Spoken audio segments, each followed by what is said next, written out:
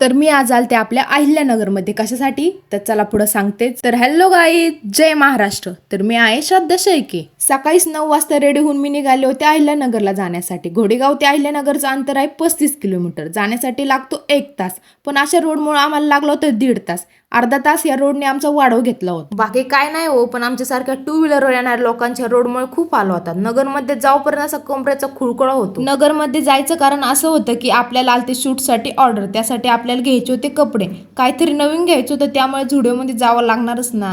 त्यामुळे मी आलते झुडिओमध्ये. झुडिओमधलं तर कलेक्शन 1 नंबर लागलं होतं. आधी तर आम्ही जीन्सच्या कलेक्शनमध्ये गेलो, मग काय मला आवडली नाही ही जीन्स, मग ती मी घेऊन टाकली. नंतर पण ही मला जीन्स आवडली होती, पण ती मी घेतली नाही बरं का. जशी बघितली तशीच ठेवून दिली. मग रेड कलरचं हे जॅकेट, व्हाईट टॉप आणि ॲस्थेटिक अशी पर्स, आणि हे बघा एकच नंबर बाई ॲस्थेटिक ब्रासलेट, हे मला खूप आवडलं.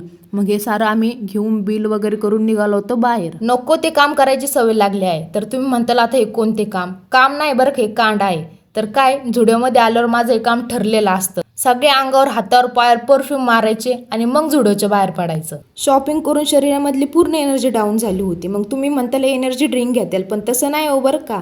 आम्ही डायरेक्ट सोपानराव वडापावाल्यापाशी जातो, 1-2 वडे खातो, आपोआप शरीरामधली एनर्जी हाय होते. अहिल्यानगरमध्ये गेलो आणि कापड बाजारमध्ये गेलो नाही असं कधी होईल का? मुलींची शॉपिंग ही कापड बाजारशिवाय अधुरीच आहे. मग तिथे थोडेफार फिरलो, कपडे घेतले, चपलं घेतले, सँडल घेतले, सनग्लासेस घेतले आणि मग निघालो जेवणासाठी. राजस्थानी जेवण म्हटलं की इथं काही विषयच येत नाही. 1 नंबर जेवण होतं इथं. मग इथलं जेवण वगैरे करून आम्ही निघालो होतो डी-मार्टला जाण्यासाठी. डी-मार्टमध्ये तसं तर माझं काही काम नव्हतं, पण मम्मीचं काम होतं. मम्मीला घ्यायचं होतं घरातल्या वस्तू, त्यामुळे मी पण तिच्यासोबत गेलते आणि तिच्यासोबत चान्स मारून घेतला काहीतरी घ्यायसाठी. खायचं सेक्शन म्हणजेच चॉकलेट, बिस्किट, कॅडबरीचं सेक्शन आपलं फेवरेट आहे. मग काय तिथल्या चॉकलेट, कॅडबऱ्या घेऊन आपण गेलतो कपड्याचं कलेक्शन बघायला. कपड्याचं कलेक्शन बघून थोडीफार शॉपिंग करून घेतलेल्या सामानाचं बिल पे करून निघालो होतो घरी जाण्यासाठी. तर चला गाईज, बाय बाय. आता भेटू आपण नेक्स्ट ब्लॉगमध्ये. तोपर्यंत बाय बाय.